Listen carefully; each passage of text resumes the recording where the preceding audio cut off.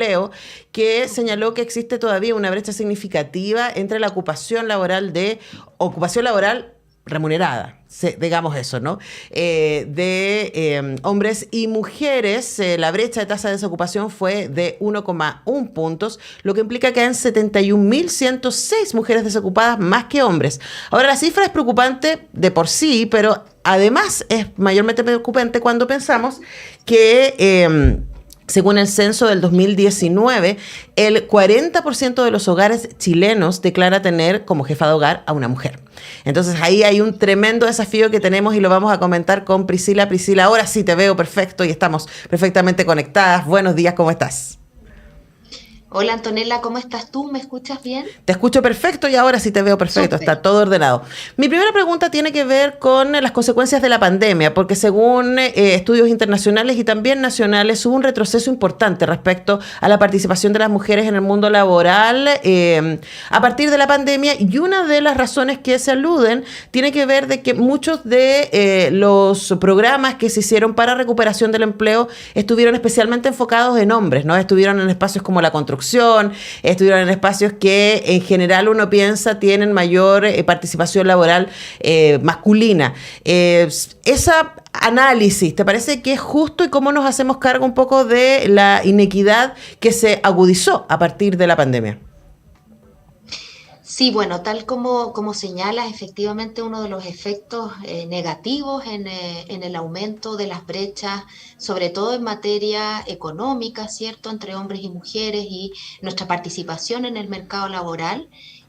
Como consecuencia de la pandemia, efectivamente estas cifras que tú mencionas, que no son favorables para las mujeres, y que claramente, tal como señalas, puede tener como una respuesta, ¿cierto?, a propósito de estas medidas muy focalizadas en el mundo masculino, pero por cierto aquí hay un tema un poco más de fondo, diría yo, ¿no?, que se devela a raíz de esto, ¿no? Porque nosotras también aspiraríamos, como Servicio Nacional de la Mujer y Equidad de Género, a que justamente podamos empezar a copar espacios laborales que han estado históricamente ocupados por varones. Y de hecho, ese es el ejercicio que hacemos acá en el servicio.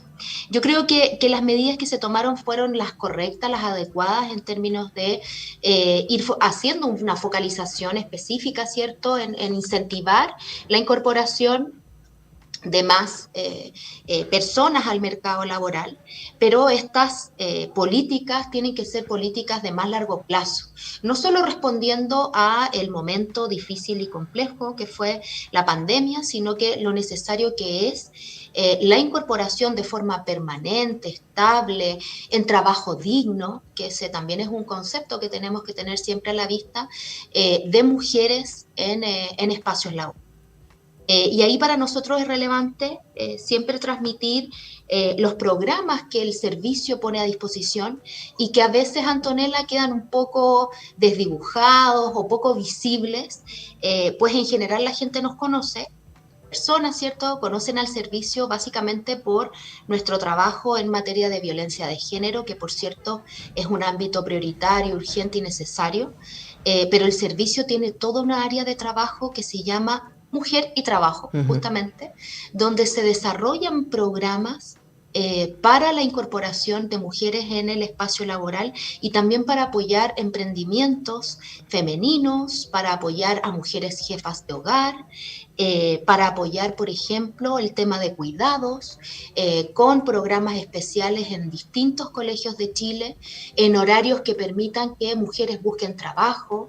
Entonces, en ese sentido, tenemos toda una línea que estamos potenciando, que estamos trabajando y que nos encanta contar con estos espacios de conversación para poder contarles a las mujeres qué estamos haciendo en estas materias.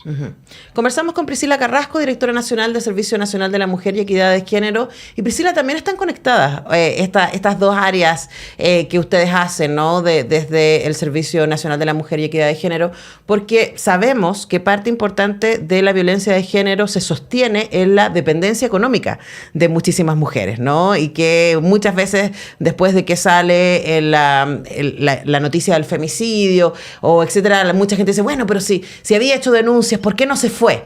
Bueno, es muy complicada esa respuesta, y una de las razones posibles o que se repite una y otra vez tiene que ver con que muchas de estas mujeres no han tenido independencia económica para sostenerse y para sostener a sus hijos e hijas. Entonces, trabajar en la participación de mujeres en el mercado laboral también es una manera de darles herramientas de protección contra la violencia de género, ¿no? Entonces, es muy, muy importante hacer ese link. Sí, absolutamente, Antonella. Comparto totalmente tu análisis, lo compartimos también acá en el servicio.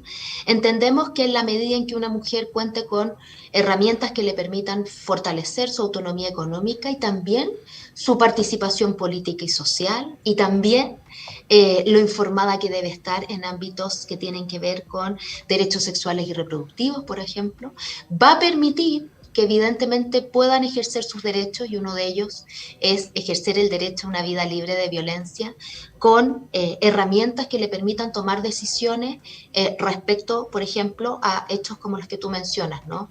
De muchas mujeres, tal como tú dices, se quedan en relaciones violentas y agresivas, o priorizando por el bienestar de sus hijos, pensando en que no van a tener cómo pagar un arriendo, cómo darles de comer, y por lo tanto una forma, ¿cierto?, de proteger a mujeres y también de prevenir incluso situaciones de violencias es fortalecer la autonomía económica y, como te digo, la autonomía de las mujeres en las distintas dimensiones.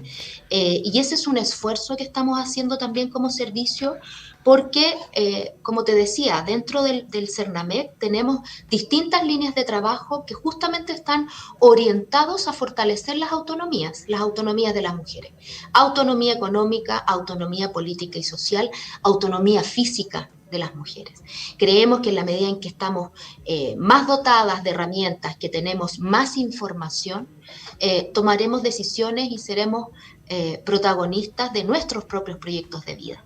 Y estamos haciendo ese link, ¿no?, entre cada una de estas autonomías, que haya un trabajo coordinado entre las distintas áreas programáticas, ¿no? Y que nos permita también generar acciones con otras instancias, no solamente hacia el interior del trabajo que hace el servicio, sino que cómo nos conectamos con otras instituciones que también fomentan esta vía. De hecho, ayer tuvimos una reunión muy provechosa con ProChile, que es una instancia, ¿cierto?, autónoma, que muy poca gente sabe a qué se dedica esa área, y justamente estamos haciendo una priorización para internacionalizar la carrera de mujeres que han desarrollado emprendimientos. En Chile tenemos tremendos talentos a lo largo de todo el país, talentos que se traducen en por ejemplo, el desarrollo de artesanía con pertinencia cultural, donde hay ahí también una transmisión cultural desde las ancestras, ¿cierto? Y que luego nuestras emprendedoras lo ponen, lo traducen en sus productos, que son verdaderas obras de arte, y que también conversábamos justamente este tema ayer, cómo a veces para nosotros, a propósito de estos temas culturales en los cuales hemos sido socializadas, hemos sido criadas, ¿no?, en una cultura que es tremendamente machista, y que si bien hemos ido cambiando, seguimos en un estado y en una sociedad que por cierto es machista, y que por ejemplo hay mujeres que dicen, no, es que yo todavía no estoy preparada para internacionalizar mi producto, o no, esas son como palabras mayores, yo no nada que ver con esos temas. Y no, pues efectivamente ProChile y en conjunto con el servicio vamos a empezar a desarrollar un proceso de formación de mujeres, de acompañamiento, de tal manera de que ellas sepan que efectivamente es posible, que hay ejemplos de emprendedoras que han iniciado sus carreras también como ellas, muy desde abajo, muy muy solas inicialmente y que luego se han ido acercando los distintos equipos del servicio y de otras instancias y le han permitido internacionalizar sus productos. Entonces, como ir rompiendo también esas barreras, Ujú. ¿cierto? Que a veces nos ponemos y que, bueno, son parte, como te digo, de vivir en una sociedad que ha estado marcada por estas miradas machistas y que nos han puesto en un lugar donde para nosotras esos aspectos están como vetados. ¿No? Claro, claro, y Son los que varones empresarios que pueden exportar sus productos. claro, pero también hay, claro, está el ejercicio sobre la propia subjetividad y qué es lo que yo creo respecto a mí, a mi profesión, a mis posibilidades, pero también hay cosas muy prácticas, ¿no? Y las decías más temprano, Priscila, respecto a la conciliación trabajo y familia. Desde dos líneas, si pensamos que el 40% de las familias chilenas están lideradas por mujeres y que incluso el otro 60% que puede tener padre y madre en casa, si algo sabemos y quedó ultra demostrado por la pandemia, es que todavía todas las labores de cuidado y domésticas siguen recayendo mayormente en mujeres. Hay datos duros que muestran que las mujeres trabajan por lo menos 2 o 3 horas más que los varones estando en relaciones heterosexuales con hijos en casa, ambos dos. Eso ya está súper comprobado. Ujú. Entonces, hay muchos que dicen que la madre del cordero, el problema mayor de inequidad tiene que ver con la responsabilidad que se le implanta a las mujeres respecto a las labores de cuidado y domésticas. Ustedes están trabajando, entiendo, con 129 empresas y organizaciones para poder generar maneras de conciliar, ¿cierto? Esto y poder facilitar la incorporación de mujeres al trabajo a través de una mirada más amplia de este desafío, ¿no? Cuéntanos al respecto, por favor.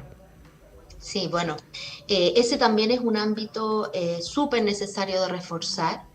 Nosotros en esta misma área de mujer y trabajo contamos con un programa que se llama Buenas Prácticas Laborales con Equidad de Género, que es justamente al cual tú haces mención a propósito de estas 129 instituciones que forman parte del programa, que son públicas y también privadas, y que van desarrollando un proceso que les permite hacer un diagnóstico con una mirada de género respecto de ámbitos que tienen que ver con la conciliación laboral y familiar, con aspectos de organizacionales, ¿cierto? De trabajo en equipo, de cómo están conformados los equipos, y luego de hacer ese proceso diagnóstico, o sea, de mirarse institucionalmente con esta perspectiva, se elabora un plan de trabajo y se van desarrollando acciones muy concretas que permiten justamente ir dando cuenta de acortar esas brechas entre hombres y mujeres en los espacios organizacionales y que les permitan a ambos, tanto a hombres como mujeres, desarrollar tareas que han estado históricamente vinculadas, ¿cierto?, al mundo más femenino y que tienen que ver como, por ejemplo, con la crianza. Y aquí ejemplos súper prácticos de empresas privadas y públicas y organizaciones también del Estado que se han atrevido, porque no es fácil tomar la decisión de mirarse institucionalmente Ujú. y reconocer esta brecha, hacer ese ejercicio de decir, oye, estamos lejos de ser un espacio que promueva la igualdad organizacional o la participación equitativa de hombres y mujeres en las tareas de cuidado, en las tareas cotidianas, ¿cierto? Y desde esa perspectiva, tal como te decía, hay buenos ejemplos de casos donde se empiezan a generar, por ejemplo, prácticas de permitir que varones asistan a los controles de niños sanos. Ujú. De sus hijos, ¿no? Y que no siempre sean las mamás quienes tenemos que participar de esas actividades. Cuestiones súper concretas como reuniones de apoderados, que también históricamente, y tal como tú mencionabas a propósito de estos datos duros, ¿cierto? Son tareas que han recaído principalmente sobre las mujeres y que por tanto este programa promueve que ese tipo de actividades sean compartidas y se tomen medidas concretas al interior de las instituciones para esa participación, ¿no? Así es que estamos súper contentos de desarrollar esta línea de trabajo que también, aprovecho aquí de hacernos propaganda, ha sido muy desconocida desde el trabajo que, ha sido que hace el servicio, ¿no? Un ámbito que ha sido poco visibilizado y que contribuye justamente a generar estas medidas que, por cierto, en un contexto donde también se están desarrollando iniciativas más legislativas, ¿cierto? Ahí hay una propuesta de la ministra Orellana en conjunto con la ministra Jara de trabajar en un proyecto de ley del teletrabajo que permita también conciliar estas prácticas laborales y sociales, estas tareas laborales y sociales, esta división sexual del trabajo, ¿no? Que está súper a la base también de las desigualdades y que en conjunto todas estas iniciativas van a permitir que seamos una sociedad que apueste justamente a que hombres y mujeres nos podamos desarrollar ampliamente en los espacios laborales, pero también participemos de toda la tarea de cuidados, que por cierto, y además contribuye al PIB de este país. Por supuesto, además que es importante decir eso. Bueno, se me va el tiempo, pero claro, voy a ir ahí con el dato duro por si alguien se lo pregunta, ¿no? Hay información tanto de un estudio hecho por organizaciones internacionales como el Banco Mundial, pero también por organizaciones nacionales como Comunidad Mujer, en donde han demostrado que el aporte de las cuidadoras es cerca del 23% del Producto Interno Bruto Nacional. Entonces, es muy importante.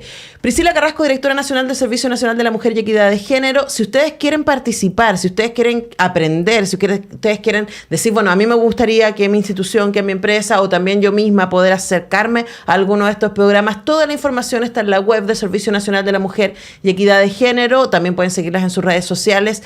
Muchísimas gracias, Priscila, por este tiempo con Radio Universidad de Chile. Gracias, Antonella. Solo un datito, invitar a todas, a todos quienes nos están escuchando.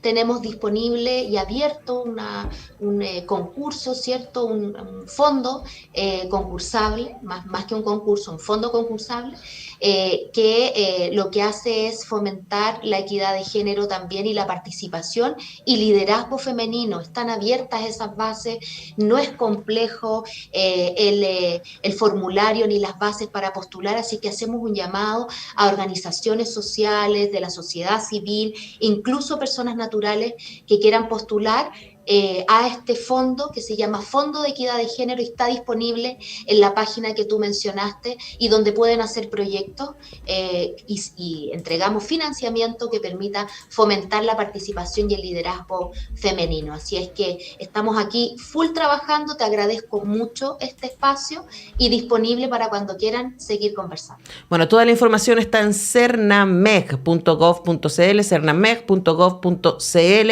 y hay un montón de herramientas y hay fondos también a los que se pueden postular, así que les invitamos a que los conozcan. Priscila Carrasco, directora nacional del Servicio Nacional de la Mujer y Equidad de Género, muchas gracias por este tiempo con Radio Universidad de Chile. Que tengan lindo día.